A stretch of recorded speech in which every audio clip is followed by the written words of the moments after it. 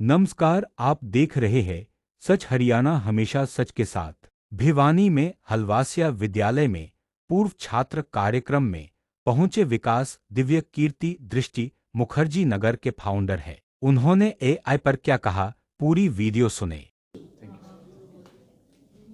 मैं लगभग 35 साल के बाद, मतलब फॉर्मली 35 साल के बाद ही आया हूँ। और कल रात को हमारे बैच की यानी 1990 के बैच के जो विद्यार्थी थे, करीब पिछले 1 महीने से हम लोग व्हाट्सएप पे जुड़ने शुरू हो गए इसी प्रोग्राम की वजह से। तो 80 दोस्त हमारे इकट्ठे हो गए और हमने कल एक दिन पहले इससे एक गेट टुगेदर रखा।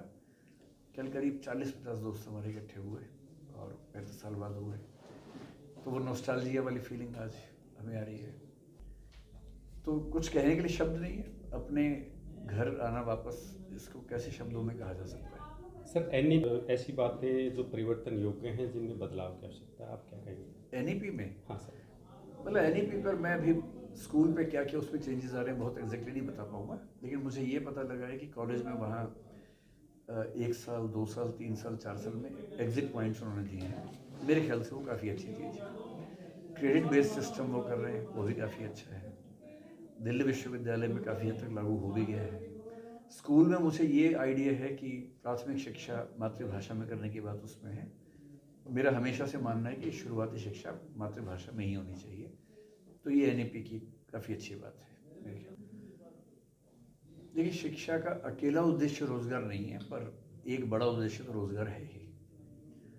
और सरकार से जो बच्चे उम्मीद करेंगे या पेरेंट्स उम्मीद करेंगे वो तो रोजगार की करेंगे ही करेंगे। तो हाँ, सरकार के हिसाब से शिक्षा और रोजगार में बड़ा गहरा संबंध होना चाहिए। मेरा मानना है कि प्राइमरी एजुकेशन जो 10वीं क्लास तक की है, उसका मूल उद्देश्य रोजगार ना होकर के एक जिम्मेदार नागरिक का विकास करना है, व्यक्तित्व का विकास करना है, जिज्ञासा का विकास हो जाए तो प्राइमरी शिक्षा की जिम्मेदारी पूरी हो जाती है। एक वोकेशनल एजुकेशन जैसा कि बच्चे को ये पता लग जाए कि किस फील्ड में मुझे आगे जाना है, कॉमर्स में जाना है कि साइंस में जाना है कि आर्ट्स में जाना है। लेकिन उसके बाद की जो शिक्षा है उसका संबंध रोजगार से ज़्यादा होना चाहिए। और कोशिश करनी चाहिए कि आईटीआई के माध्यम से या और ऐसे इंस्टीट्यूशंस के माध्यम से स्किल डेवलपमेंट पे काम अभी सरकार कर भी रही है, लेकिन उसको और थोड़ा गंभीर करने की ज़रूरत है। कुछ बच्चे ऐसे होते हैं जो कि पढ़ने लिखने के बाद वो टूट जाते हैं, कहीं ना कहीं उनको रोजगार नहीं मिलता है, इस प्रकार की उम्मीदें जता के चलते हैं, तो उनके लिए क्या संदेश देना चाहिए? देखिए, 2 संदेश हैं। पहला तो ये समझना ज़रूरी है कि कोई भी सरकार उसके लिए संभव नहीं है कि सभी को रोजगार दे सके। ये संभव ही नहीं। जब तक हम नौकरी करने वाले माइंडसेट में रहेंगे, सरकारें हमें रोजगार नहीं दे पाएंगे। क्योंकि भारत में अगर हम सरकारी लोगों को देखें तो सारे केंद्र सरकार, राज्य सरकार, ज़िला पंचायत हो, सबकी सारी नौकरियां मिला लेंगे तब भी उनकी संख्या 2 करोड़ के आसपास ही है। 2 करोड़ नौकरियां हैं। एक परिवार में अगर 5 लोग भी मान लें तो 10 करोड़ ही हुए। 150 करोड़ लोगों में से 10 ही करोड़ ऐसे हैं जिनके घर में किसी के पास सरकारी नौकरी हो सकती है। 140 करोड़ के पास तो हो नहीं सकती है। फिर जैसे जैसे एआई आगे बढ़ेगी, नौकरियां बढ़ने की संभावना कम है, कमी होने की संभावना है। जैसे अग्निवीर योजना थी, उसके पीछे एक बड़ी वजह ये भी है कि भविष्य में युद्ध जो होंगे वो तकनीक से होंगे, मनुष्यों की भूमिका उसमें कम होने वाली है। तो सरकार को 2-3 काम करने पड़ेंगे। पहला काम ये है कि जहाँ जहाँ नौकरी देना संभव है वहाँ ज़रूर दें। जैसे टीचिंग में हर स्कूल में अच्छे टीचर्स हों, सरकारी हो, प्राइवेट स्कूल हो, यूनिवर्सिटीज़ हो, भी बहुत सारे पद खाली हैं, उस पर काम होना चाहिए। सिविल सेवाओं में जहाँ जहाँ जितने पदों की ज़रूरत है उस पर काम तुरंत होना चाहिए और एक निश्चित कैलेंडर के साथ होना चाहिए। जैसे एसएससी में कई बार पेपर लीक हुआ, नौकरी नहीं मिल पाई बच्चों को, तो परेशान होते हैं।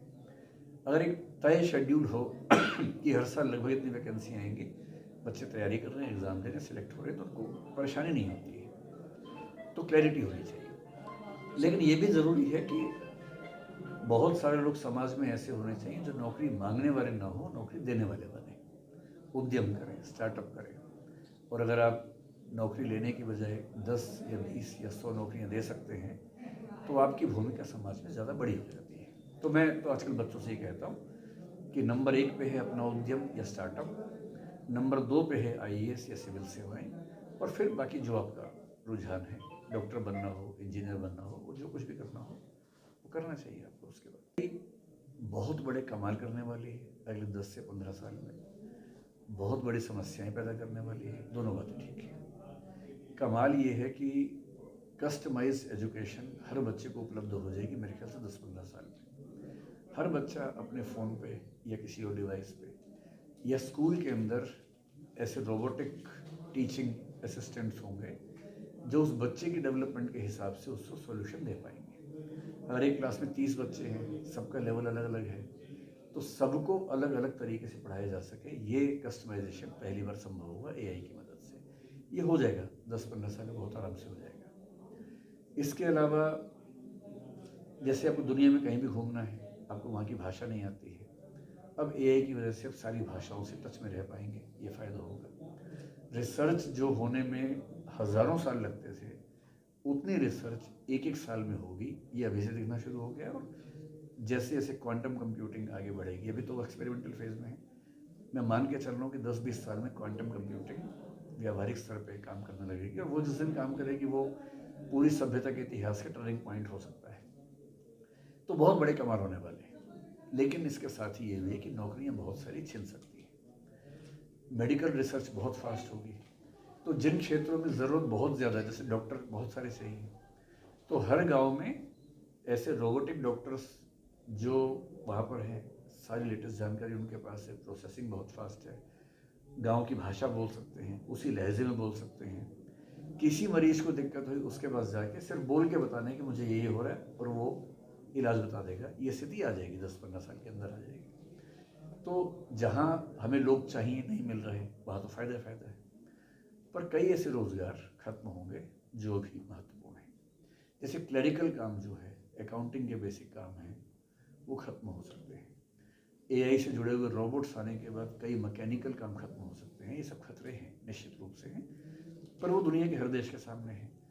तो ऐसा हम मान के चलते हैं कि आगे चल के सारे देशों की सरकारें प्रत्येक नागरिक को एक भत्ता, जिसको यूबीआई कहते हैं, यूनिवर्सल बेसिक इनकम कहते हैं, वो देना शुरू करेंगी, ताकि किसी को कष्ट ना हो।